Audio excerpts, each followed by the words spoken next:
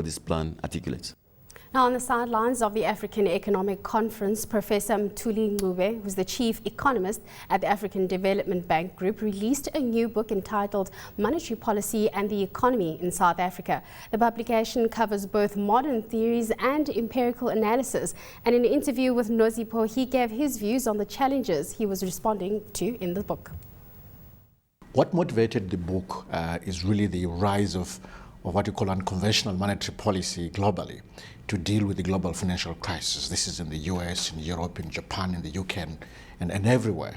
And really the motivation was try to understand how QE, quantitative easing, is impacting on South Africa. Is it being transmitted to South Africa? That was the first thing. Secondly, then trying to understand how South Africa's own response to the slowdown domestically in South Africa in terms of monetary policy conduct, how that was working. Was it effective? How is it transmitted? Just trying to understand that is very important. Then we know whether QE really works or not, or it's a temporary issue that should be overtaken by other policy measures. And what was your key finding in terms of the relevance of quantitative easing on South Africa's monetary policy? The findings are several. First of all, just trying to understand how monetary policy works in terms of the channels of transmission. Is through the housing market, is directly through to consumers in terms of their demand for loans, demand for mortgages, is also working via the demand for car market. Anything where there's demand and consumers are active wanting to buy something, that is impacted by monetary policy. Also, the book takes an opportunity to profile the history of monetary policy conduct in South Africa since 1970, going through the various episodes, trying to work out whether at any point in time were the authorities, the Reserve Bank, that is, following an appropriate monetary policy for that period. And I dare say, really, that at any point in time, they were doing the right thing as they are doing the right thing now. And who's your key audience? Who are you expecting is going to be rushing to the bookshops to get a copy? Well, it's policymakers in South Africa, it's policymakers in Africa, it's got relevance for Africa as well, it's policymakers globally who care about how monetary policy conduct is being done and what is its effect in emerging markets, but also it's for students, for researchers. So the audience is quite wide, and the demand is already showing that it is indeed wide.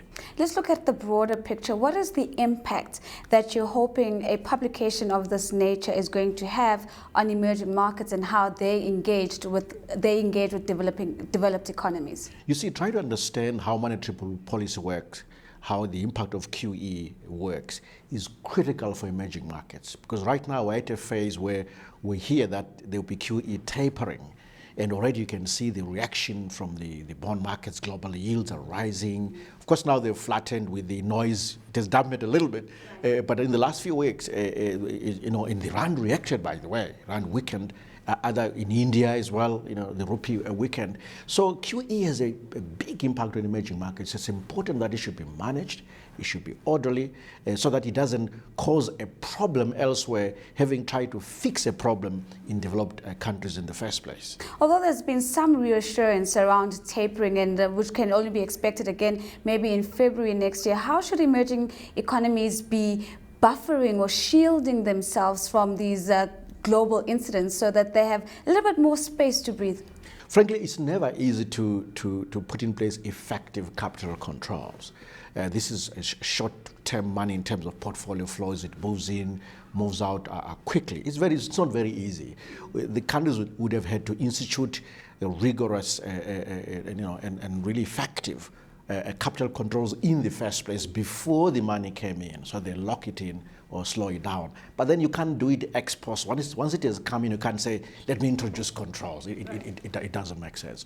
So in a sense, one has to kind of live with it, and hopefully it doesn't cause damage, and almost prepare the market expectations of various economic agents towards realizing that, hey, tapering will happen. It will have an impact. But before tapering does happen, are you finding that the various sectors that are benefiting or that stand to benefit from quantitative easing are running with it and really making the most of this period? Certainly, monetary policy is effective, either in being eased or in being hardened. Definitely very effective. There's no question about that. It has a direct impact on output, on inflation, where it's supposed to dampen inflation or allow it to rise, and other housing market and other areas. What's interesting though for South Africa is that since South Africa adopted the inflation targeting approach in February 2000, inflation volatility, its unpredictability has dampened, and that's a positive thing. But also output in terms of GDP growth, its volatility has also dampened, and that's also a positive thing, because then it means that companies can plan better, you can begin to say more about the future, you can invest, because when inflation is all over the place, that's a problem for investment.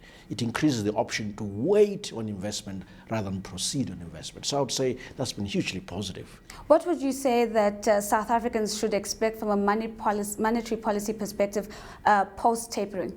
You know what, I think that monetary policy will remain loose. It should move sideways. I think that tapering is really going to slow down economic growth. Already we are seeing growth slower than expected. So we have to make sure that monetary policy remains part of one of those enablers, right, to keep things going so that we don't lose jobs, we don't slow down economic growth. So monetary policy will remain, I think, easy, as it should in my